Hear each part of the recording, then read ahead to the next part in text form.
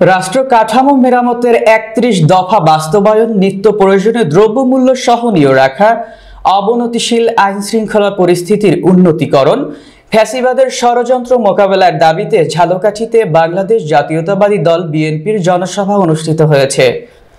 শনিবার সকাল ১১টায় সরকারি বালক বিদ্যালয় মাঠে এ জনসভা অনুষ্ঠিত হয়। অনুষ্ঠানে প্রধান অতিথির বক্তব্য দেন কেন্দ্রীয় নির্বাহী কমিটির vice chairman advocate Zainul Abedin.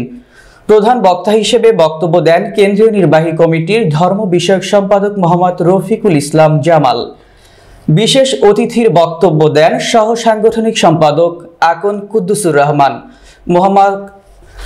Mohammad Mahbubul হক নান্নু, ঝালকাঠি জেলা সম্মেলন প্রস্তুতি কমিটির আহ্বায়ক মোহাম্মদ হায়দার আলী লেলিন, কেন্দ্রীয় নির্বাহী কমিটির সদস্য জিবা আমিনা আল গাজী, নিউ ইয়র্ক দক্ষিণ বিএনপির সভাপতি মোহাম্মদ সেলিম রেজা, সাবেক ছাত্র নেতা গোলাম আজম সৈকত, জেলা বিএনপির আহ্বায়ক অ্যাডভোকেট সৈয়দ হোসেনের সভাপতিত্বে অনুষ্ঠান সঞ্চালনা করেন সদস্য সচিব অ্যাডভোকেট মোহাম্মদ শাহাদাত হোসেন।